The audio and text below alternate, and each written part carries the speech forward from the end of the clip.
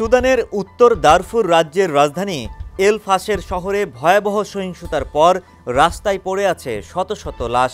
কবর দেওয়ার মতো কেউ নেই। শহরটি গত সপ্তাহে দখল করে নেয় আধা সামরিক বাহিনী র্যাপিড সাপোর্ট ফোর্সেস। এ সময় তারা কমপক্ষে ১৫০০ মানুষকে হত্যা করে। শুধু একটি হাসপাতালে নিহত হয় প্রায় ৪৬০ জন। জাতিসংঘ জানিয়েছে শহরটিতে আটকে থাকা সাধারণ মানুষ মারাত্মক বিপদের মধ্যে আছে। অনেকেই নিহত হয়েছেন, আহতরা খোলা আকাশের নিচে পড়ে আছেন।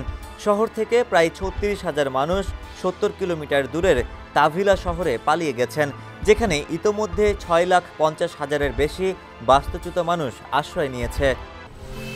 ১০ বছরের যাত্রা তো কেবলই শুরু। একসাথে গ্রো করার এই জার্নি চলুক আগামীতেও। পাঠাও 10 years of growing with you। হায়াত নামে এক নারী জানান, ৭ জন RSS সদস্য তাদের বাড়িতে ঢুকে লুটপাট চালায় এবং তার ১৬ বছর বয়সী ছেলেকে তার সামনেই হত্যা করে। তিনি বলেন, আমরা রাস্তায় অসংখ্য লাশ পড়ে থাকতে দেখেছি, আহতদের কেউ উদ্ধার করতে পারেনি। জাতিসংঘের মহাসচিবের মুখপাত্র স্টিফেন ডুজারিক জানিয়েছেন, দারফুরে ত্রাণ কার্যক্রম জোরদারের জন্য সেন্ট্রাল ইমার্জেন্সি রেসপন্স ফান্ড থেকে $20 মিলিয়ন সহায়তা অনুমোদন করা হয়েছে।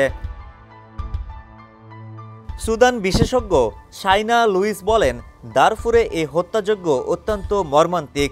আমরা ১ বছরেরও বেশি সময় ধরে আন্তর্জাতিক সম্প্রদায়কে এই গণহত্যার ঝুঁকি সম্পর্কে সতর্ক করেছিলাম, কিন্তু তেমন সাড়া পাওয়া যায়নি। লুইস আরও জানান, মহাকাশ থেকে পাওয়া স্যাটেলাইট চিত্রের রক্তাক্ত দৃশ্য দেখা যাচ্ছে।